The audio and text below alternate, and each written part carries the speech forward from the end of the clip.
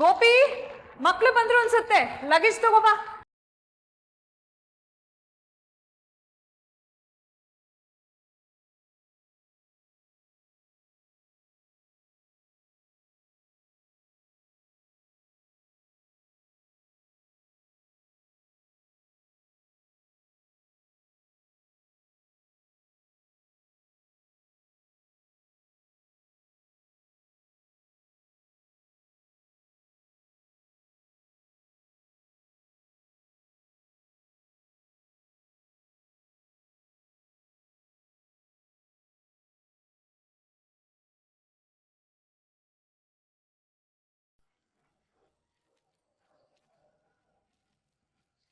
ಶಾಂತ ದುರ್ಗಾ ಅರಸರ ಕೋಟೆ.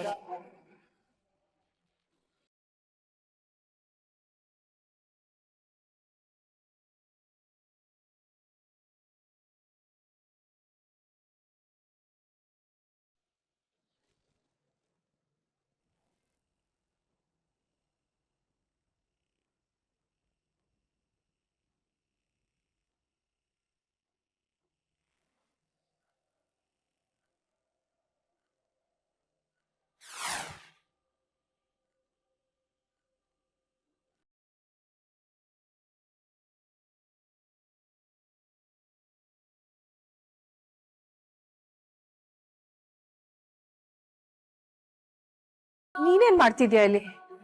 ಯಾಕೆ ಬಂದೆ?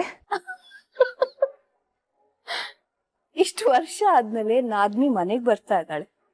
ಖುಷಿಯಾಗಿ ಒಳಗ್ ಕರ್ಕೋಬೇಕು ಅದಕ್ಕೆ. ಹಾ, ಇವತ್ತಿಗೆ ನನ್ ವನವಾಸ ಮುಗೀತು ಅಲ್ವಾ ಅತ್ಗೆ? ಅಯ್ಯೋ, ಇಷ್ಟು ದಡ್ಡಿ ನಾನು. ಏನೇನೋ ಮಾತಾಡ್ತಿದ್ದೀನಿ. ಯುಕ್ತಿ, ಹೋಗಮ್ಮ, ಅತ್ತೆ ಕಾಲಿಗೆ ಬಿದ್ದು ಆಶೀರ್ವಾದ ತಗೋ.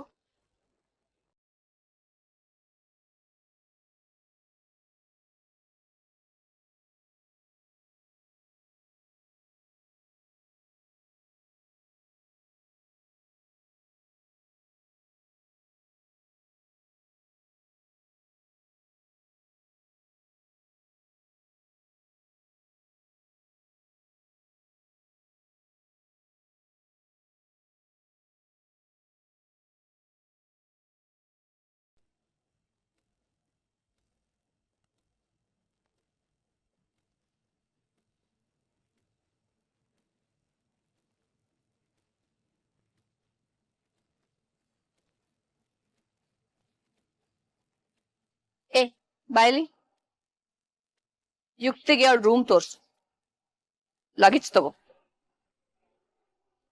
ಯುಕ್ತಿ, ಹೋಗಮ್ಮ, ರೆಸ್ಟ್ ತಗೋ. ಸಂಕೋಚ ಪಟ್ಕೋಬೇಡ, ಇದ್ ನಿಂದೇ ಮನೆ. ಹೋಗು. ಮಮ್ಮ, ನೀನು? ನನಗೆ ನಿಮ್ಮ ಅತ್ತೆ ಹತ್ರ ಮಾತಾಡೋದು ತುಂಬಾ ಇದೆ. You go and relax.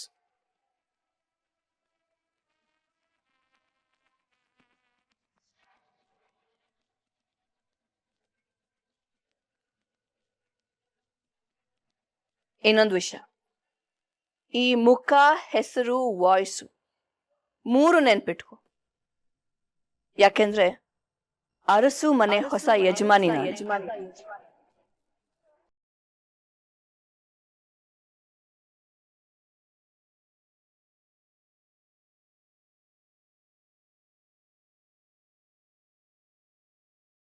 ಈ ಮನೆ ಹೊಸಲು ಮತ್ತೆ ತುಳಿಯೋಕ್ಕಿಂತ ಮುಂಚೆ ನಿನ್ ಹತ್ರ ಮಾತಾಡೋಕ್ ತುಂಬಾ ಇದೆ. ಬಾ.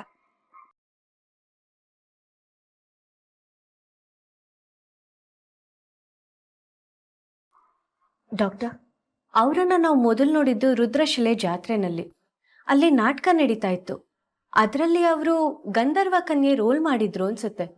ಇವ್ರ ಜೊತೆ ಇನ್ನೊಬ್ಬ ರಾಕ್ಷಸನ್ ಪಾತ್ರ ಮಾಡಿದವನ್ ಕೂಡ ಇದ್ದ. No it make sense. ಇವ್ರಿಗೆ ಆಕ್ಸಿಡೆಂಟ್ ಆಗಕ್ ಮುಂಚೆ ಇವರು ಗಂಧರ್ವ ಕನ್ಯೆ ರೋಲ್ ಮಾಡಿದ್ದಾರೆ. ಅದೇ ಇವ್ರ ತಲೆಯಲ್ಲಿ ಕೂತ್ಬಿಟ್ಟಿದೆ. ಹಾಗಾಗಕ್ ಸಾಧ್ಯನಾ ಡಾಕ್ಟರ್? ನಮ್ ಬ್ರೈನ್ ಇದೆಯಲ್ಲ, ಅದು ತುಂಬಾ ವಿಚಿತ್ರ. ಯಾವಾಗ ಹೇಗೆ ಆಡುತ್ತೆ ಅನ್ನೋದು ಇನ್ನೂ ಸರಿಯಾಗಿ ಗೊತ್ತಾಗಿಲ್ಲ ನಮ್ಗೆ. ಮೈಸೂರು ಹತ್ತಿರದ ಒಂದು ಹಳ್ಳಿಲಿ ಹುಡುಗಿ ತಾನೇ ರಾಜಸ್ಥಾನದ ರಾಣಿ ಅಂತ ಹೇಳ್ಕೊಂಡು ತಿರುಗಾಡ್ತಾ ಇದ್ಲು. ಹೀಗೆ ನಮ್ಮ ಮೆದುಳು ಏನ್ ಬೇಕಾದ್ರೂ ನಂಬಿಡುತ್ತೆ.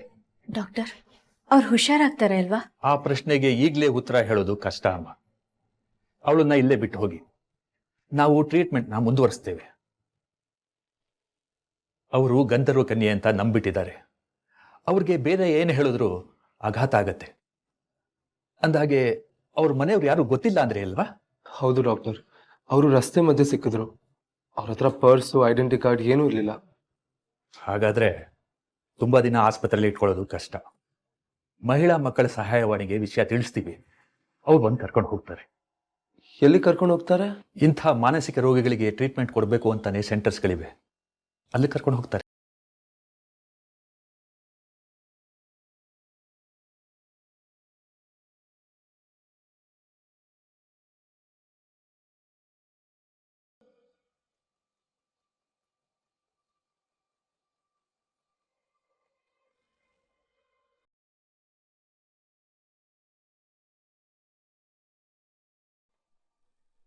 ಮನೇಲಿ ಕೂತ್ ಮಾತಾಡ್ಬೋದಿತ್ತಲ್ಲ ಈಶ್ವರಿ, ಹೊರಗ್ ಬರೋ ಅವಶ್ಯಕತೆ ಏನಿತ್ತು?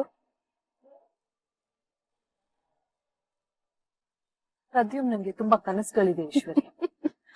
ಮದ್ವೆ ಆದ್ರೆ ಅವ್ನ್ ಕನ್ಸೆಲ್ಲ ಸತ್ ಹೋಗುತ್ತೆ ಅಂತನಾ?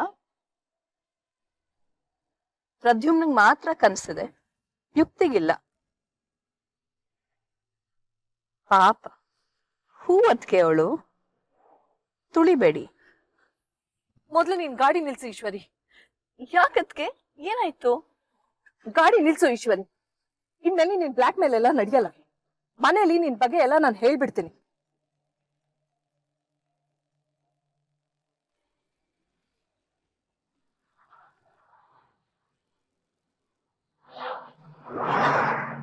ಈಶ್ವರಿ,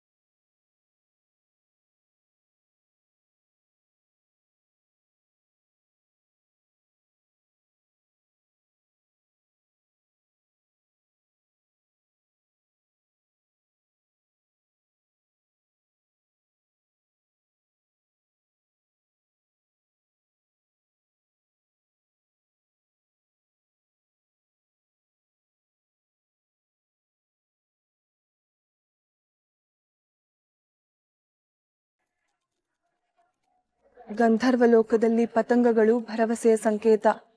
ವಸಂತ ಪ್ರಾರಂಭವಾಗಿ ಹೊಸ ಚಿಗುರು ಬಂದಾಗ ಇಡೀ ಗಂಧರ್ವ ಲೋಕವೇ ಪತಂಗಗಳಿಂದ ತುಂಬಿರುತ್ತದೆ. ಆದರೆ ಇದು ಗಂಧರ್ವ ಲೋಕವಲ್ಲ, ದಿಕ್ಕು ದೆಸೆ ಅರಿಯದ ಅಪರಿಚಿತ ಲೋಕ. ನನ್ನಲ್ಲಿ ನಾನು ಗೆಲ್ಲುತ್ತೇನೆಂಬ ಭರವಸೆಯೂ ಉಳಿದಿಲ್ಲ.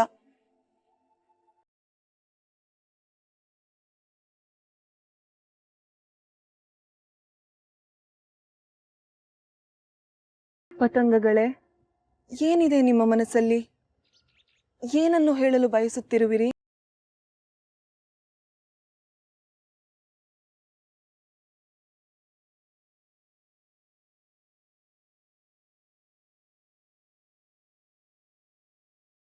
ನಿರಾಸೆಯಾಗದಿರು ಎಂದು ಹೇಳುತ್ತಿರುವಿರೇ ಪತಂಗಗಳೇ?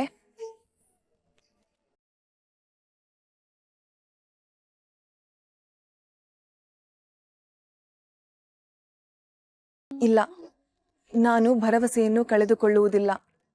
ನನ್ನ ಕರ್ತವ್ಯಕ್ಕೆ ವಿಘ್ನವಾಗಿರಬಹುದು, ಆದರೆ ನನ್ನ ಕೊನೆಯ ಉಸಿರಿನವರೆಗೂ ನಾನು ರಾಜಕುಮಾರನನ್ನು ಹುಡುಕುತ್ತೇನೆ.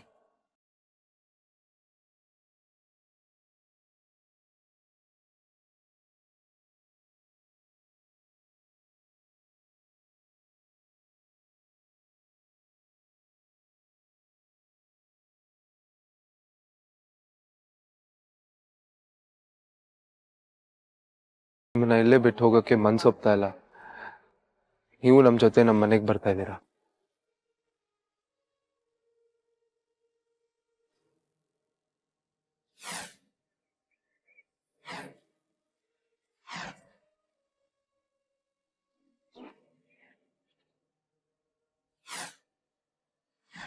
ಅಲ್ಲಮ್ಮ ಅವಧೂತರು ಪ್ರದ್ಯುಮ್ನ ಸತ್ತೋಗ್ತಾನೆ ಅಂತಂದ್ರ ನೀನೇನೋ ತಪ್ಪ ಕೇಳಿಸ್ಕೊಂಡಿರ್ಬೇಕು.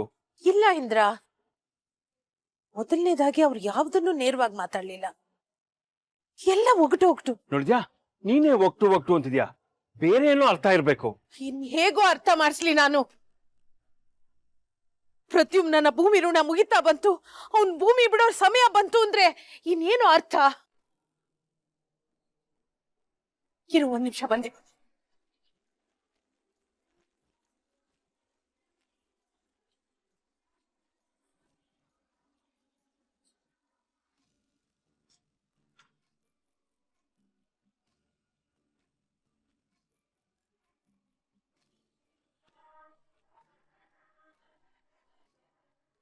ಇದಕ್ ಕಾರಣ ಆಗೋ ವ್ಯಕ್ತಿ ಅವನ ಜೀವನದಲ್ಲಿ ಬಂದಾಗ ಇದರಲ್ಲಿ ಇರೋ ಹೊಗೆ ಕಪ್ಪಾಗತ್ತೆ ಅಂದ್ರು.